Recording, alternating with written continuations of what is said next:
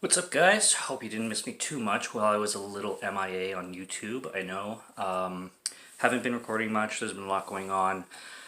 Kind of laziness as well. I'm going to throw that in there, but just really haven't really felt like sitting down and recording reviews lately. And I kind of have to feel like it because if I don't, then I'm gonna give it a shitty review, and nobody really wants that. So what am I talking about? I'm full of shitty reviews. I'm just kidding. But yeah, I'm back for this one, which I did say in a previous "What's in the Bag, Son?"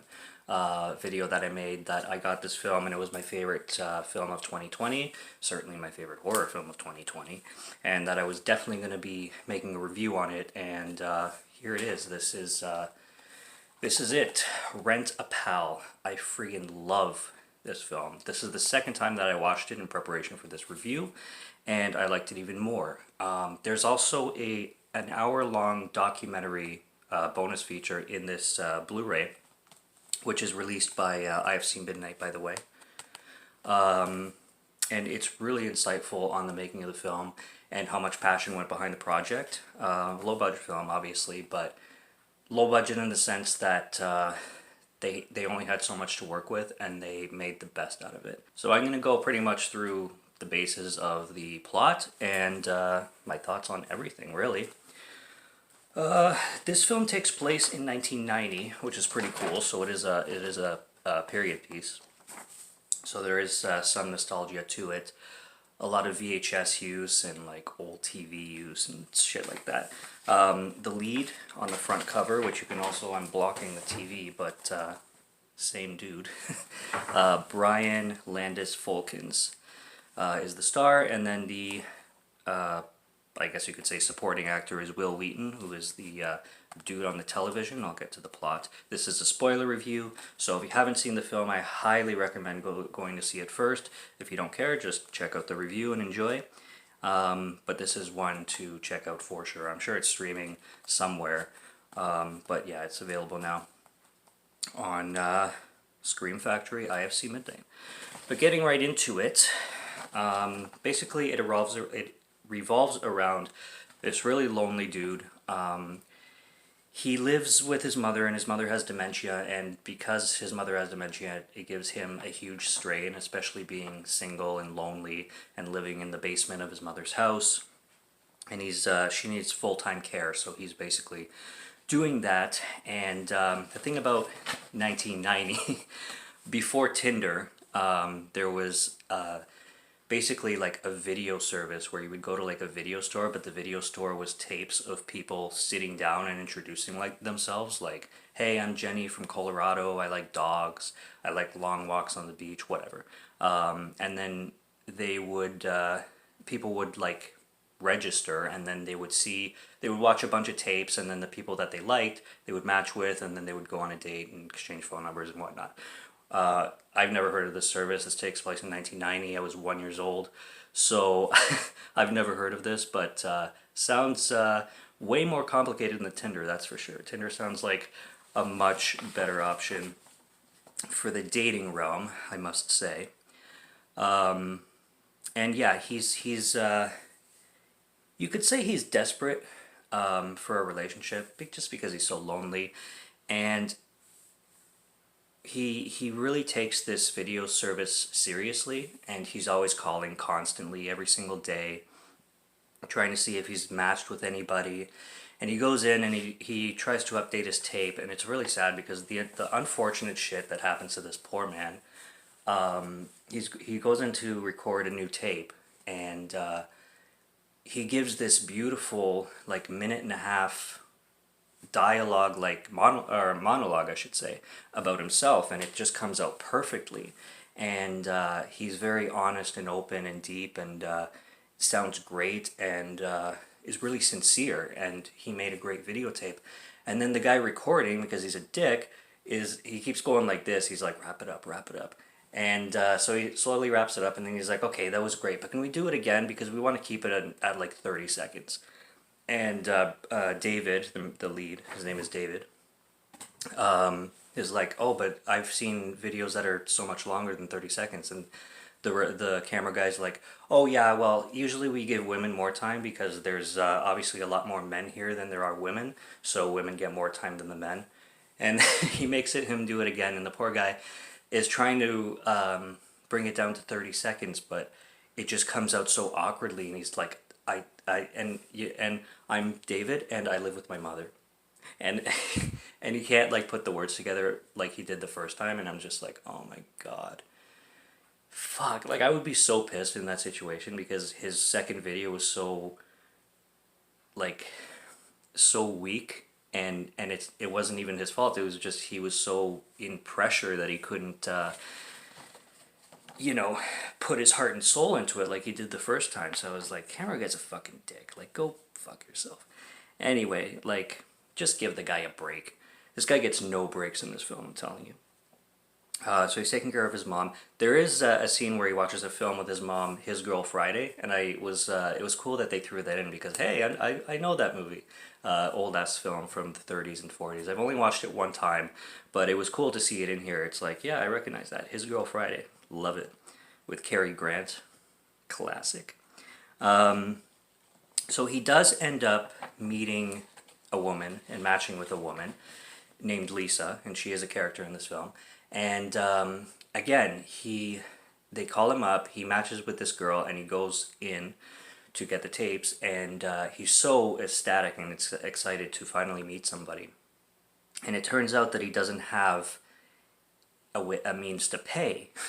He left his wallet at home, and he didn't have it with him, so he's like, please just wait like 10 minutes, I'm going to rush home and get my wallet, I'm going to be right back, and I'm going to pay.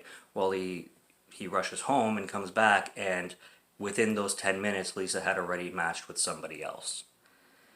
And again, you're just like, oh my god, does this guy get a break? Jesus Christ almighty. It's just so bad. And then, taking care of his mother, it's like, he's an awkward dude, but you just can't help feeling sorry for him. Up until the end when he turns into a complete psychopath. Spoiler alert. And this film does get dark obviously I'm assuming you've seen it if you've been watching this review up to now. Or at least you kind of get the idea on where it's going. But when he came back for the second time and he and Lisa ended up matching up with somebody else, he's browsing through the bargain bin, and he ends up finding this video cassette of it's called Rent-A-Pal. And Rent-A-Pal is basically where this guy, this like very charming, charismatic, blue collar, like sweater, tie, like light blue sweater, slicked black hair, like big smile, nice shaved, nice trimmed beard, all smiles. He's basically like a friend, and he's like, hi, I'm Andy. And I'm gonna, or it's not like, how can I imitate Andy? Hi, I'm Andy, and I'm here to be your pal. Are you looking for a pal? We're here to talk about whatever you want. We can talk about anything you like. And then he'll pause, and he'll like look at the camera, and he'll be like, oh, really? Oh, that's too bad. I have a story to tell you about, and then like it's I've never came across a tape like that in my life, but I'm sure they exist, where you have a guy on screen where you can have a conversation with. At first, David watches this tape just out of curiosity, and he's just like, the fuck is this? And he's like mouthing off to Andy, like just for shits and giggles. And then he kind of, with his loneliness, starts to kind of start taking it a little bit seriously and having fun with the tape. And just kind of playing along with it kind of thing. Until it starts to obviously get a little bit more like into obsession and stuff like that. But he basically starts drinking a lot. He starts to slowly develop into insanity with this tape, and really begin to bond in a very unhealthy way with this Andy character on screen, who does a great job playing this really like, hi, I'm Andy guy. And it's really interesting. It's an interesting story, but it gets pretty disturbing. Eventually, this this video service, which is called, I believe, Video Rendezvous or something like that, calls him back and says that the date that Lisa had originally didn't work out and that she was available again and willing to meet with David now. And then David is obviously ecstatic, and he ends up being set up with Lisa, and then Lisa is introduced, and they end up making a date to go out together. And when they do, he's obviously very awkward on the date. It's so funny. He's holding this single rose, and he has it like behind his back, and he's just like so shy, like he's never kissed a girl in his life, and he's 40 years old. He's just like, here, I got you this. It's just like, wow, dude. Well, they go rollerblading, and I really like the rollerblading scene because it really takes you back to like really early 90s, and like the music. I love the music in this film too. The score is fantastic. It's very like neon. I wouldn't say new wave because it's not new wave, but like kind of disco era kind of synth, but really soft synth. It's not like in your face synth. Like I would say the score is like Drive by Nicola and Winnie Refn, starring Ryan Gosling. Kind of like that score, but like softened way down and way like slower and more melodic. Not like pounding like new wave synth music kind of thing. It really plays with the film, with the colors of the film, and they're skating in like a roller skate rink, not roller blades, roller skates, because this is 1990. And I did actually go roller skating one time. I think I was like 8 or 9 years old. Still remember that. A lot of fun. So yeah, he goes back home, and of course, because he's in full hallucination mode right now, he hallucinates that Andy is pissed at him because he thinks he's betraying him, and Andy like wanted to like hang out with David apparently and play Go Fish, and then they get into an argument because David is hallucinating and thinks the TV is talking to him, and he makes David cancel on the girl Lisa for a second date so that they can play Go Fish, and he actually like, you know, considers it and then does it. I'm just like, Jesus Christ. It's like not like super funny. It's the situation is funny, but it's at the same time it's really kind of sad. But yeah, he cancels on her to play Go Fish with Andy on the TV, and there's scenes where he's actually like hugging the TV as if he's like hugging Andy. Check out the thumbnail. That's what it means. Yeah, there's a scene where this is actually really funny. He brings Lisa over, and they start to get a little frisky with makeouts and touching. And because he's inexperienced, he ends up finishing pretty quickly. You know, still with his clothes on, and he accidentally turns the TV on because he sits on the remote, and then he hallucinates Andy laughing his ass off at him, and I just found that scene. I laughed at that scene. I laughed a lot. It was really good. And then there's a scene where his mother, because she has dementia, runs away, and he ends up like freaking out at this point because he's trying to look for her, and he's chasing her. You know, he's driving down the streets like honking and screaming out the window, like looking for his mother, and in desperation he calls Lisa again, and they both go looking for her, and she ends up being at a bus stop because she thinks it's like 1960 something, and she wants to take the bus to go see her late husband at a concert because he was a musician. And it's sad that throughout the whole film too, she keeps referring to David as Frank because her late husband and his dad was named Frank. So she keeps calling him Frank, even though it's David, because she doesn't remember him. And yeah, so she constantly keeps thinking that he's Frank, and it really starts to become unnerving for him. But yeah, and then for everybody who's watched the movie, there's two extremely dark scenes. One of them being where the mother confuses the Rent-A-Pal videotape for Scotch tape, like the tape that you tape stuff with, and she's taking the tape out thinking it's Scotch tape, and then he notices that she's doing this, and my god, it's just so hard to watch that scene where, you know, he just loses it, like, you fucking bitch, with the tape, and like, it's really unsettling to watch a son smack his mother in the face and make her bleed and fall off her chair, and then listen to her wailing on the floor.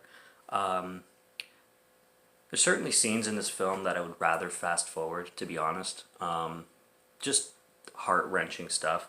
And, you know, like, joking aside, it just makes you wonder, like, how much of this shit sometimes happens in real life. Like, makes you wonder with how big the world is. Like,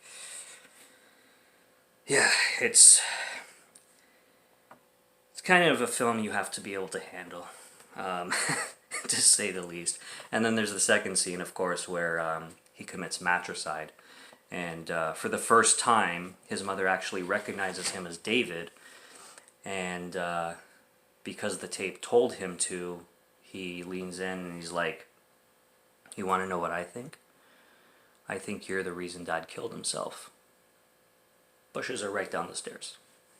And then you have, you know, a scene involving a snapped leg, and yeah, it's pretty horrifying.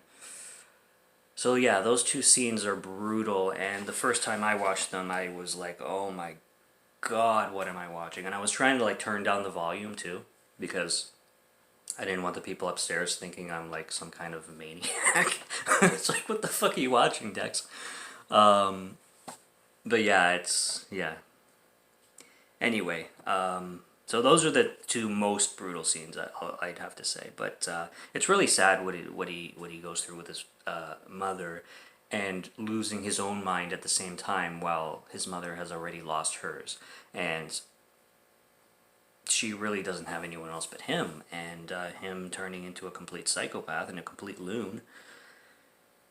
You know, shit happens. I forgot to mention, actually, my favorite scene, and one of the funniest, is when after he beats the shit out of his mother and she's ripping off the tape out of the videotape, he runs to the store to get another one, and he just runs in there and he's searching through the bin, and he's like, "Where's Andy? Where's my Andy? I want my Rent-A-Pal." Fucking kicks the bargain bin right over, and the lady at the counter, she's like, "I don't know who Andy is, but I know what you're talking about. I don't know an Andy."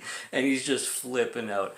And then he turns and he sees this dude holding a Rent-A-Pal tape, and he just looks at him, and the dude's like, "The fuck is this guy?" And David walks, like, slowly up to him, and he just walks slowly, and David's just like, and the guy's like, that was like pure, that was a perfect comical relief for the scene that just came before it, because how intense and how disturbing the scene that just came before that, it was a good place to put a little comical relief, because that actually made me laugh out loud. It was my favorite scene in the film, and it's just so so funny how desperate this guy is for this tape, like it's a freaking ball of crack. Yeah. But then the last 15 minutes, when shit really hits the fan, he's in full hallucination mode, and not only, like, the tape isn't even in the VCR, but the tape is already starting to play just on empty TVs. He sees him playing on every TV in the house, and then he starts reciting Andy word for word. And Lisa comes over. She brings a lasagna because she wants to apologize for like the fight that they had downstairs when he ejaculated too quickly, and then he's just in evil mode, and he goes after her, and Good thing she gets away, because you would think that he was gonna kill her next. This is after he pushes the mother down the stairs, and yeah, he gets a pair of scissors right through the chest, and Lisa books it, and then he's just slowly crawling downstairs. And I think this film ends so perfectly with the last bit of the tape of Andy where he's saying goodbye. He's like, "Oh, you're going? Oh, well, I guess all good things come to an end. Well, you take care, pal, and whenever you need me, I will be right here, and we will chat soon. Okay? Take care, pal." And as he's dying on the couch, and he's just slowly dying, and while this tape is like ending, it just really finishes off the whole insanity of the plot and the film, and you know, the death of everybody, and like the conclusion of evil, basically. And it just wraps it up beautifully. Like, this film is, I gave it a 5 out of 5 on Letterboxd, and it's 100 out of 100. Why out of 100? Because I hate decimals. I loved Rent-A-Pal. Rent-A-Pal is something that I would fully recommend if you can handle it, if you like your horror. But it's so psychologically like twisted, like no tomorrow. It's a pure psychological horror at its finest. Brian Landis Folkens kills it. Will Wheaton as Andy on the TV is just brilliant. Directed by Jon Stevenson. He's on the documentary too, or the making of, that I mentioned, that's an hour long. And yeah, the girl who plays Lisa as well, she's a really cute girl actually. She's right over there. And she's one of those girls that, you know, those really like hot girls that are nerdy just because they have really big glasses? That's her. Like, she has these like thick ass glasses, but if she took them off, she would be hot as shit. And she's one of those. She's like, what's that fucking movie? She's All That. She's like that girl where it's like, you're not ugly. Like, take off your glasses and you're a model. Pretty much. Nice body too. But yeah, that was Rent-A-Pal, and I so recommend it. It concludes really creepily. I love the ending of it, where, like, I love when he's reciting the tape word for word in the most evil way. And I love the line when Andy says something. I forget exactly what he said, but he turns to the TV and he's like, in this like full sinister evil face, he's like, "Sounds fucking weird, Andy." Brilliant. Rent-A-Pal. I fucking love it. IFC Midnight. It's a separate line from Scream Factory. Great film. So that's my recommendation, and that's my review. So check it out. Well, you've already checked it out, I hope. But if you haven't and you're still here, go watch the movie. Subscribe to Morgan Film Fan if you like to listen to my voice, or if you like my film reviews. And I will be back for more real soon. And yeah, I want to be starting to make a lot more. So I will be here much more than I was. And yeah, I definitely want to keep this channel rolling. So I will be back. Until then, have a good one.